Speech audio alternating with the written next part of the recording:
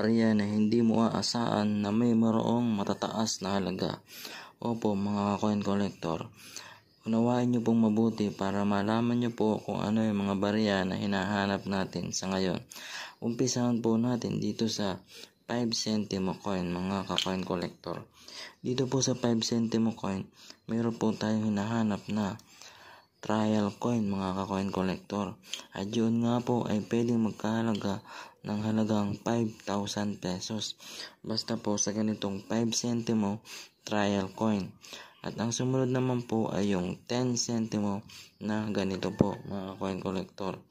Ang taon po na hinahanap dito ay yung year 1999 mga coin collector. Baka po makakita kayo ng year 1999 na 10 centimo. Ayan po ay binibili sa halagang 800 hanggang 1,000 pesos.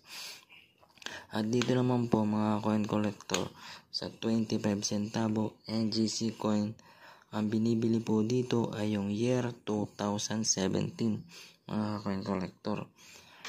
Ito po yung bagong labas na 25 centavo at ang pinaka-rare po na taon nito ay yung year 2017.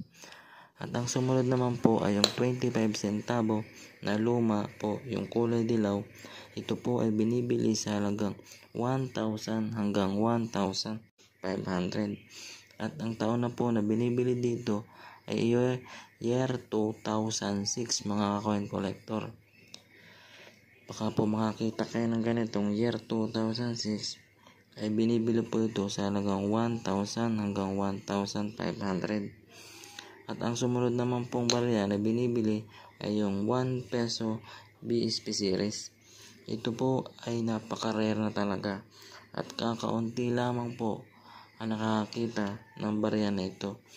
At ito po ay may presyo sa halagang 1,000 hanggang 1,500 na year 2005 mga coin collector. Year 2005 po ang binibili sa 1 peso na ganitong klase. At meron po naman po sa 5 peso coin na year, ang binibili naman po dito yung 5 peso coin na ito pong kulay dilaw ay year 2006. Yun po ang hard to find sa ganitong klaseng barya na 5 peso year 2006 mga coin collector.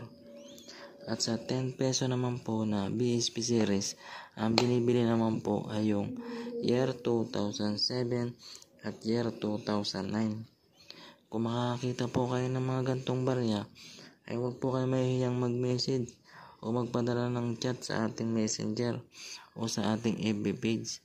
At re-reply po natin basta po tugma sa aking hinahanap sa lahat po ng nabanggit ko dito.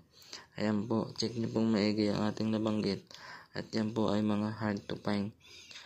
Ingatan nyo pong maigi ang mga hawak ng barya at baka makakita po kayo ng mga gaya po nito. Ito mga nabanggit po nito.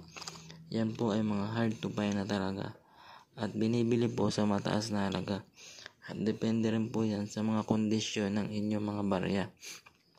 Kapag nakalagay po sa ganito o sa mga ganito, mas mahal po ang presyo niyan.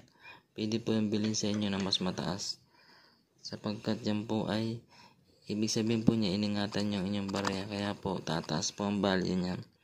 Okay po mga coin collector, marami pong salamat. Sana po ay mabentahan niyo ako ng mga barya na aking nabanggit sapagkat binubuo ko po yung aking koleksyon. Okay po, marami pong salamat.